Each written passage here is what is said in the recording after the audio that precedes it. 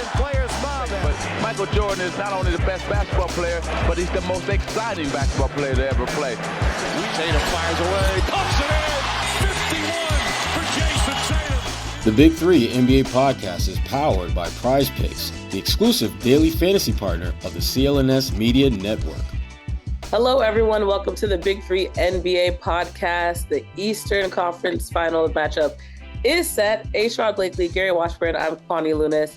We'll just get right into it. The Celtics are opening up the Eastern Conference Finals against the Indiana Pacers. How do you two feel about that matchup? I'm mad it's not the Knicks, to be honest, but you're not alone. A lot of people are mad that it's not the Knicks. The Celtics are mad that it's not the Knicks because the Knicks would have been easy. That would have been easy work, light work. Knicks, that team was they were running on E, and Indiana just put them out the misery with injuries and just they had a great season. But Indiana is an interesting opponent. It's a team that the Celtics are very familiar with. A team that I think is going to challenge the Celtics in ways that they haven't been challenged up to this point. The biggest thing is energy and effort. Indiana, they play with that night in, night out. They know going into most games, they're not the more talented team. And so they have to give great effort in order to be competitive. And that allows a team like the Boston Celtics, if you play close to their level in terms of just competitiveness and just effort and energy, it's not going to be a long series. But if you don't, you're going to allow them to gain some confidence. And I think they have enough talent to where they can cause some problems for you if you allow them to get too much confidence too soon.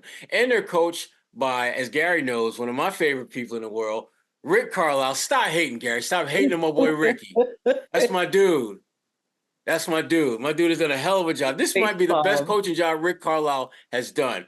If you think about the teams that the team that he has now in the conference finals, who would have thought this team would have got out of the second round, let alone the conference finals? So Rick has done a heck of a job with this team. So, but I'm curious to hear what Gary thinks because Gary's got some thoughts.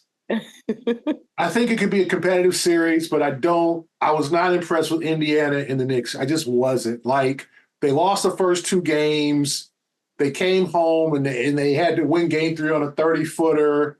Game 5, they won both games in Indiana as New York is progressively getting more hurt, whether it's Anunoby, Brunson had the foot injury. Then in game 5, they just don't show up. Game 6, they come back, and the Knicks are getting banged up. And they played their best game of the series in game 7. So I guess if you're a Pacers fan, that's a good sign. But the fact is that the Knicks were just not healthy. Josh Hart had a abdominal strain. Anunoby should never have been on the court for game 7. That was sad to see him hopping around trying to play minutes on a hamstring. You don't get over a hamstring in a damn week. And then Brunson breaks his hand. But before that, the Knicks had cut that lead to like 7. And Indiana was just about to kind of crack. And then they hit some shots, and then Brunson broke his hand, and that was it. So this is not a team. I don't agree with Sherrod, they're locked in all the time. No, this is a team in that New York series that at times gave up. In game 2, they were ahead by 10 points and lost by 10 or 15 points. At halftime, they were up. They just gave it up. They lost game 5 by 30. This is not a team that is this ain't no Miami, okay, where they're relentless, where they're just going to keep, they can be that way. They have been that way at times, but not all the time. I thought they should have won that Knicks series in 6, and the Knicks probably should have won. If the Knicks are locked in and healthy with an Anunoby and Brunson and Josh Hart, they win that series in 6 games. And so if I'm the Celtics, you can't let Indiana get confidence, and you got to defend them and make their shots tougher. They're a great offensive team. They do not defend well at all. So I'm not going to say, Indiana's the Celtics should win this series if they lock in 5, because Indiana, to me, has quit in them. And they didn't quit in game 6 because it was at home. But game 7, they just came out. They shot 70%. They're supposed to win that damn game. Then the Knicks' best player broke his hand. It was, to me, I just saw stretches in that series where they played like chumps, and they could have fought. And what they do, they won every home game, and then they got hot in the game 7. I'm not ripping them, but look at what Minnesota did. Minnesota won 3 games in Denver. They played with some heart. Now, Denver got them back in Minnesota and all that, and because Denver's a great team, but I felt like the Knicks were in control of the series pretty much until the middle of game 6 or early game 6. Then they just started to get tired. The Celtics got depth. They're not going to get tired. They're coming off 6 days off. They're not going to get tired. So I think if the Celtics do what they're supposed to do, this should be an easy series. Let's talk Theory, about Gary. There is a problem with your theory, okay? And I'm going to tell you what that problem is. We're talking about the Boston freaking Celtics. Don't act as if this team, when they show up, they actually show up. They are the better team on paper. They're the better team on the court. But better as well as I do that the Celtics have a tendency to act as if they're bored with the opponent, as if they've got to basically put their thumb on a scale of balance and almost play down. They don't almost do. Play down to the level of their competition. And Indiana, say what you want about them. We've seen them get hot. We've seen them absolutely just kill it. We saw it in game 7.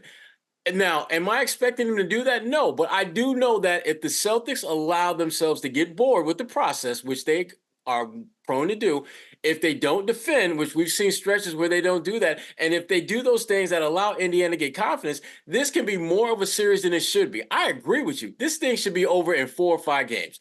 They should not have any trouble with Indiana. But knowing how this team plays against teams that are not at full strength or teams that just aren't as talented as they are, they have a tendency to allow those teams to give a little bit more confidence than they should. Miami Heat series should have been a sweep. The series after that should have been a sweep, but it wasn't. And why? Because they had stretches where they allowed that team to get confidence, and those teams, to their credit, take advantage of that. You point out Indiana beat up on a bad, banged-up Knicks team, and you're right, they did. But here's the thing. They had to take advantage of the advantage in order to move on to the next round. They could have easily said, well, the Knicks aren't playing great, so we're just going to be average. And average still might have been enough for them to win. But the bottom line is they made all the plays happen that they needed to make happen in order to move on to the next round. And the same thing applied again in the Milwaukee series.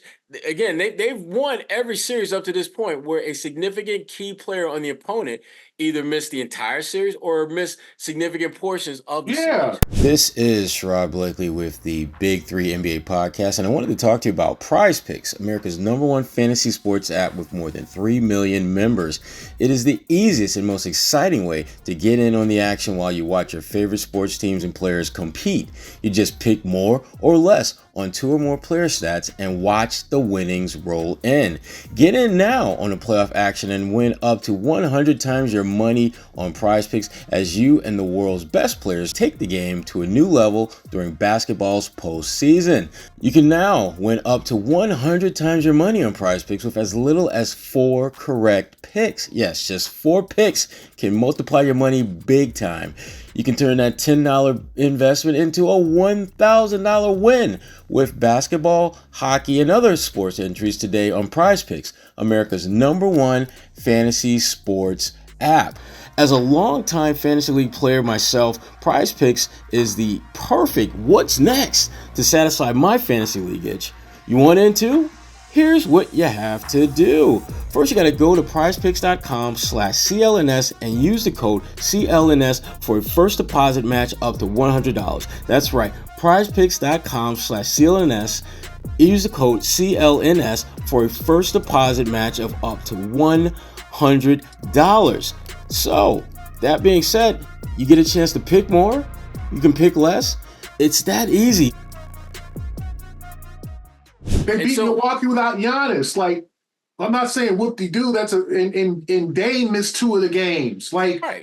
I'm not saying Indiana's trash. What I'm saying is they don't always lock in and concentrate. I'm saying that there's games that they did not. Way. Yeah, but the Celtics are 8-2.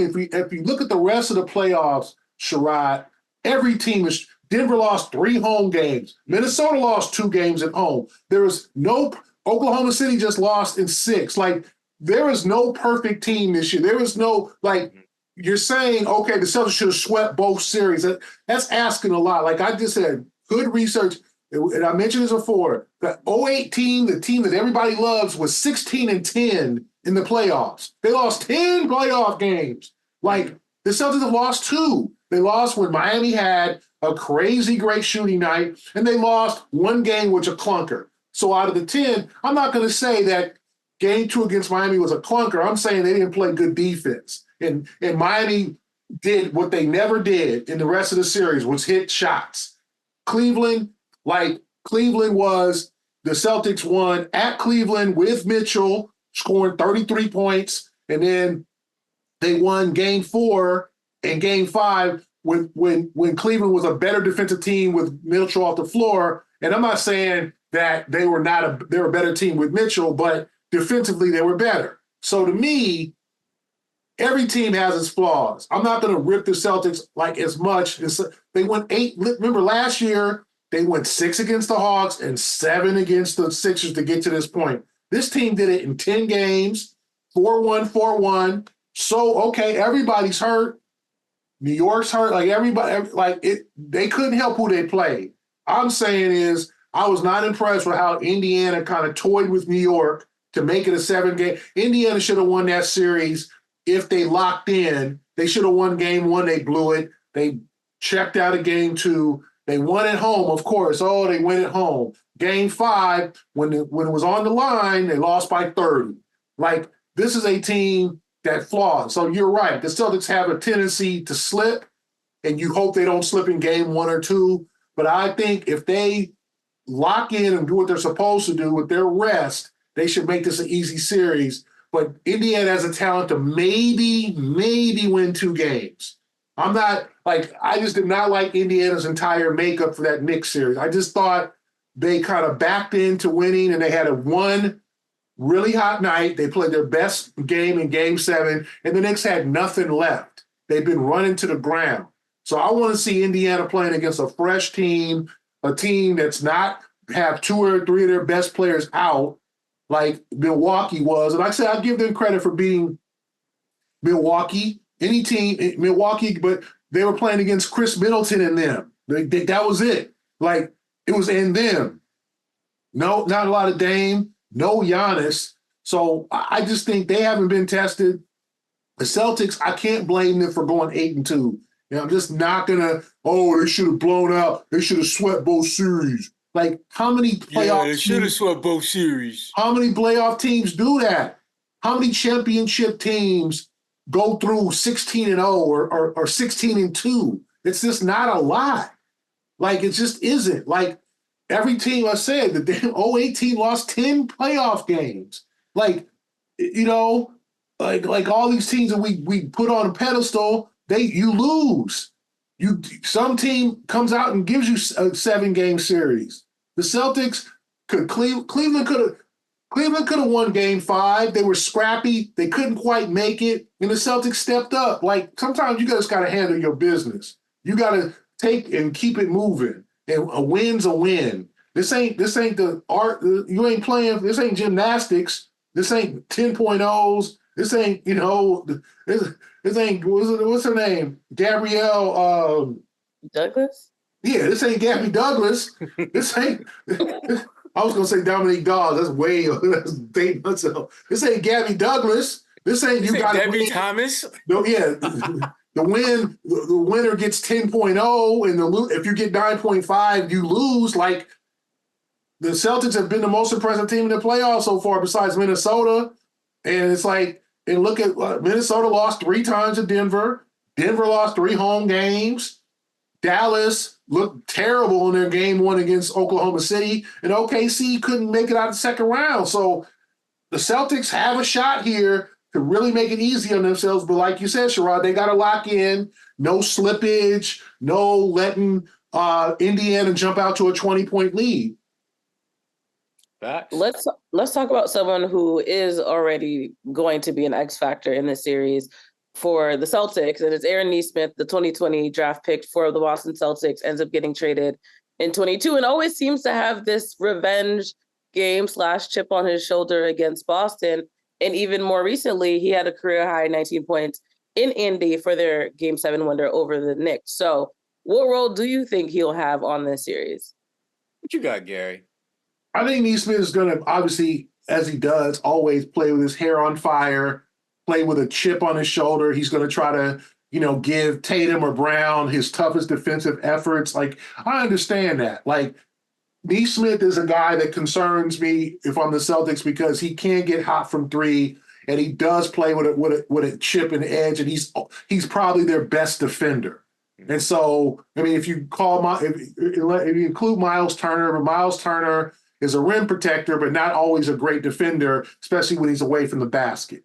So Nesmith's a guy I'd be concerned with. There's two guys I'd be concerned with, and that is Nesmith, and that is T.J. McConnell, who can just give you fits with his peskiness. So, but I definitely like Nesmith. I like the man, the player he's turned into. And I know he's going to have a chip on his shoulder. He's still upset about getting traded and all that. I don't know what the Celtics, they're trying to get Malcolm Brogdon. They're trying to win the chip. Nesmith did not show a lot. He played really hard in his 2 years with the Celtics. And he played like, he played, like he wanted to be a good player, but he could never consistent knockdown shots. He made a lot of mistakes. He probably came out, and we could talk about it. He probably came out a tad bit too early, and the Celtics didn't have time for okay, we're going to develop you more. I mean, if they did, he would be a good piece for them. But they didn't have that time. They was trying to win the chip, and Nesmith hadn't shown a great deal, and now he has. So I give him credit. I voted. He had my vote not for first, I think third place for most improved, because I think he's taken a major step forward. So I do think he'll be a factor in this series. But the Celtics have to account for him like they got to account for Turner, Haliburton, Siakam, all those other guys, because they do have offensive weapons. My concern about Nesmith is what I spoke about earlier about boredom. He's a guy, when you talk about their weapons, you talk about Haliburton, you talk about Turner, you talk about Pascal Siakam, you start going down, and Nesmith is T.J. McConnell. Most of those guys, if not all of them, are ahead of him in terms of your scouting report. But the thing that he showed, I thought, throughout that Knicks series is that he's understanding much more where he can be impactful offensively, because his defense is it's going to be there. He's going to play hard. He's learned how to play smarter, not just harder. But offensively, he's much better at picking his spots. I thought in the Knicks series, there were multiple occasions where he turned down the three-point shot, took 2 or 3 dribbles in for a mid-range jump shot. The Celtics have to make defending him not necessarily a number one priority, but don't disrespect him. Don't treat him as if, he's Aaron Gordon, a guy that can't make shots, or Josh Hart, a guy that can't make shots. Because you know what happened in both of those cases. Those guys make 1 or 2, and next thing you know, you got a problem on your hand. Their fifth option is lighting you up. They need to give that man the respect that he deserves and treat him as if he is an NBA player that can make shots. If they do that, they're not going to have much of a problem with him, because if he's shooting a bunch of contested shots, that's what you want, because he's not a good shooter in that regard. But if you're going to leave him wide open, he's going to remind everyone why he was a lottery pick and why he was a first-round pick, why he was one of the best shooters in his draft. You don't leave guys who can make shots open. And I worry about the Celtics not having the right mindset and frame of mind on guys like Nesmith. He's going to be a factor. It's just a matter of whether that's going to be significantly in favor of the Celtics in terms of treating him as if he is a guy that you got to worry about, or is it going to be in Indiana's favor, which will in part come down to the Celtics' inability to respect that man and his shot making. Don't sleep on Nesmith. On the Celtics and Kristaps Porzingis, we're still unsure. What do you two think is one of the chances that he'll play in the series? And if so, what would be the impact of him being active? I would be surprised a little bit if we see him in this series. I mean, they're saying he'll be out the first couple games. My concern is that if the Celtics play him too soon, you may see OG Anunoby 2.0. When OG played in Game 7, he came out, he knocked down a couple of shots, looked good. But when he had to get back and play defense, my goodness. I felt good, even with my gimpy leg in a boot, that I could score on OG when he was because he just couldn't move. He just could not move. And he's too good a player. And this league has too many good players where you can have that big a defensive liability. And the Knicks did the right thing and just yanking him early because he wasn't going to help them. And so, I worry about bringing Porzingis back too soon because I still believe without him, you should win this series maybe 6 on the long end. With him, it's probably a 4 or 5 game series if he's 100% good to go. I'd much rather like to see him held out until maybe the end of this series. If it goes 6 or 7 games, maybe you throw him out there for a few minutes then. But I would ideally like to see him held out to the NBA Finals because I think that's where you're really going to need his value as someone who can help space the floor and give you another body from a defensive interior presence. Hey everyone, this is Kwani Lunis from the Big 3 NBA podcast. As you know, we are very excited to see where the Celtics end up throughout this playoff round. And of course, as a result, it's always cool to attend games when you're following along with your favorite teams. Game Time is an authorized ticket marketplace of the NBA, which makes getting playoff tickets even faster and easier. They have prices on their app that actually go down closer to tip-off, which makes it easier to get a good deal. And with killer last-minute deals and all-in prices, also a view from where your seat will be, they also guarantee low prices, and Game Time takes the guesswork out of buying those tickets. All you need to do when you're on the app is pick out a specific game or matchup. All you need to do is go into the app and pick out that Boston matchup that you'd like to attend, look for a good deal, and just either wait it out or select the ticket right away. They have different features in the app, such as customizing your spot. Take all the guesswork out of buying NBA tickets with Game Time. Download the Game Time app, create an account, and use the code CLNS for $20 off your first purchase. Terms apply. Again, create an account, redeem that code CLNS for $20 off. Download Game Time today. Last minute tickets, lowest price guaranteed. Yeah, I don't think he's going to play the first 2 games. We'll see what happens game 3 on Saturday. He's getting back. It's been 3 weeks since the injury. So now we're talking about maybe another week or so. And I think if he's healthy enough to play, to give him some reps and get him back in basketball shape, you play him this series. You might not play him 35, 40 minutes. You might play him 22 minutes, or you might give him a stint here and there, but you make him a presence if he's ready to go. You don't throw him out there too early. I think they should be fine in this series without him, but the bigs are going to have to step up. You know, Siakam's a problem at the 3-4 position. Miles Turner's a rim protector.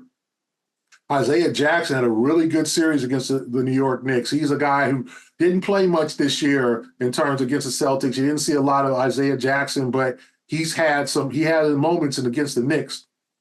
So the Celtics are going to need to bring their lunch pail to this series. Rebound, play sound defense. Indiana is not a good defensive team, so the Celtics should be able to score. But what you don't want, what Indiana does want, is they want to win every game in this series 135, 125. They want to wear you down, hit some threes late, and beat you by 8, 9, 10 points because they're going to shoot 56% and you're going to shoot 51%, but they're just going to make more shots. So you don't want a shootout. You don't want to, the Celtics are capable of winning the shootout, but their most impressive win over Indiana this year was that 118-101 win in Indiana, where they shut Indiana down. They defended Indiana well, and they pulled away easily.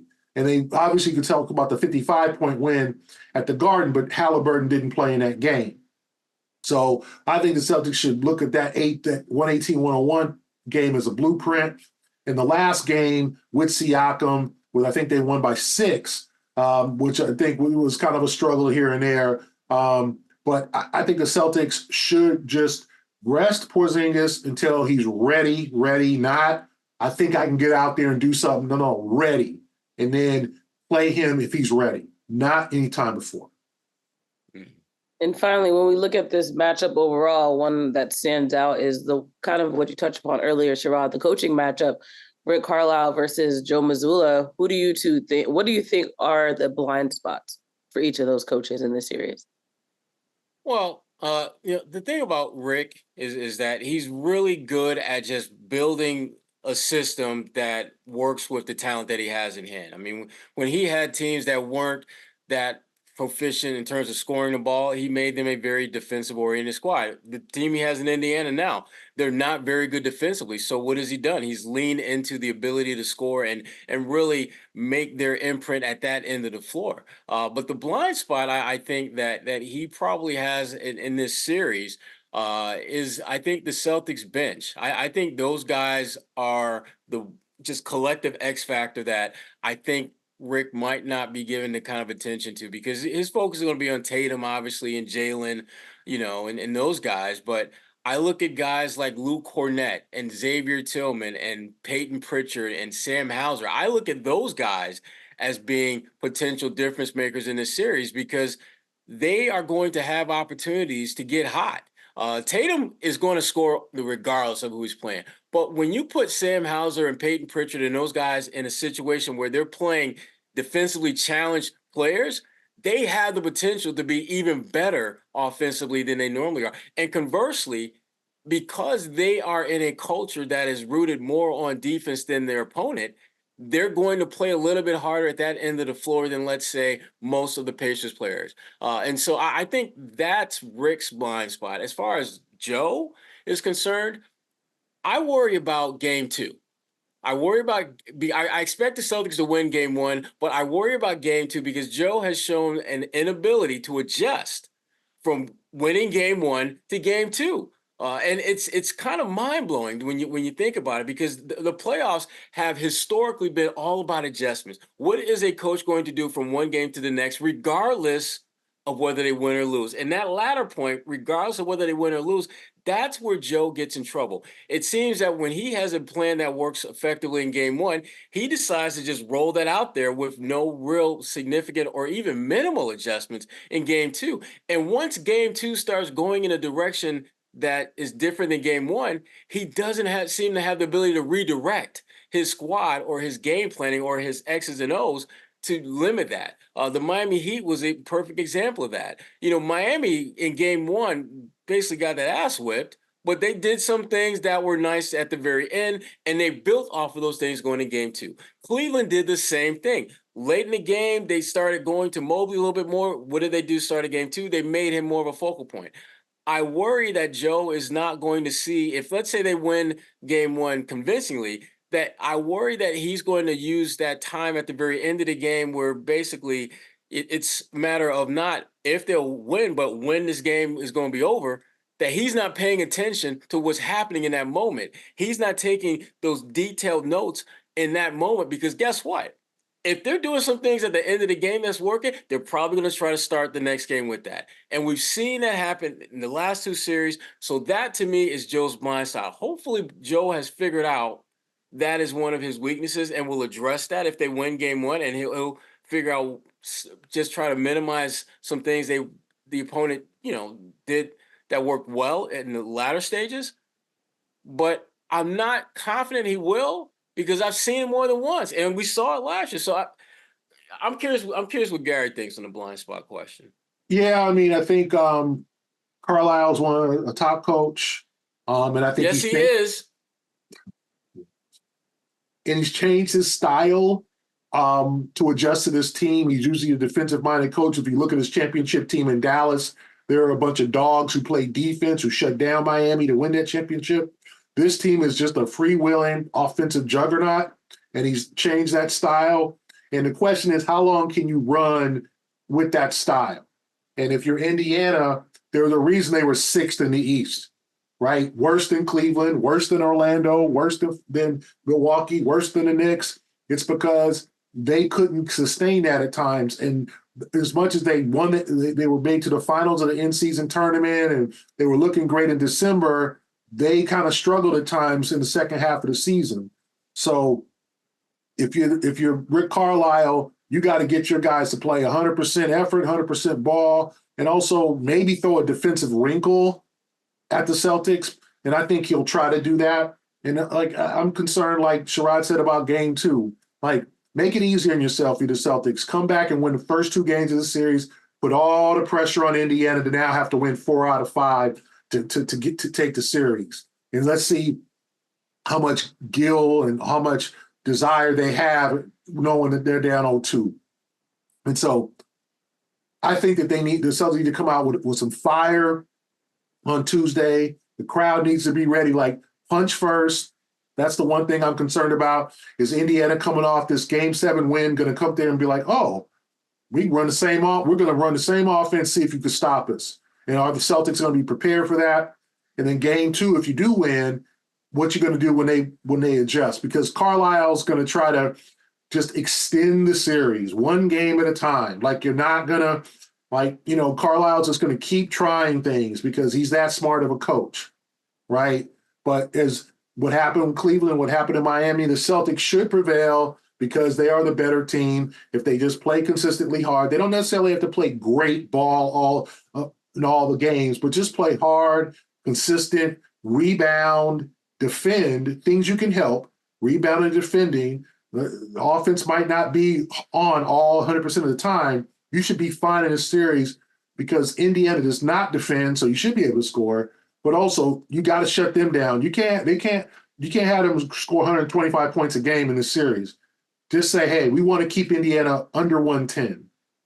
100's are asking a lot for a really good offensive team, but just say, hey, we want to win every game 122, 110, 118, 110. Keep them under 110 points. Barry, I'm curious, though, about a player that we haven't really talked that much about, and I wanted to get your take on him, is Haliburton. Remember before he got hurt early in the year, he was playing like a legitimate top 5 MVP candidate, balling out. And I'm watching that Game 7 against the Knicks. He's not just scoring, not just getting guys involved. He's talking trash. I mean, he was playing like a legitimate, you do know I'm that dude kind of player. And I'm just curious, how do you think the Celtics are going to approach dealing with him? Because he looks more like early in the season MVP than that guy that wasn't like that the whole series. No. So that's the thing. Near the end of the series, though, it seemed like the last couple games. But games 5, like the games in New York, like he just was kind of non-existent. And they played T.J. McConnell a long stretches of minutes because they were more effective with him on the floor. So for me to think, oh, this is Haliburton. Now, I'm not saying don't prepare for prime Haliburton, but to think that he can maintain this, I'm not so sure. And the Celtics are going to have to put one of their staunch defenders, whether it be Holiday or White, or switch it up, or just give him different looks and make sure he doesn't get that three-pointer open where he can just launch that thing. It's an unusual release, but it's ugly. I'm gonna call it what it is. It goes in, and don't make sure try to make sure 1, he doesn't get a shot going. 2, he's not dishing out 18 assists either. You got to just try to make it hard on him, whether cover him full 40, 94 feet, full court. Sometimes deny him the ball, let someone else, Nesmith or Nembhard or whatever. Nembhard's mostly looking for his shot.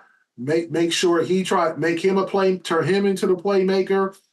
You make them a one-on-one ISO team. When they move, that ball is moving and whipping around the floor, and they're dribble driving and dishing. That's when they're most dangerous. You got to make them an ISO team and make them shoot contested shots.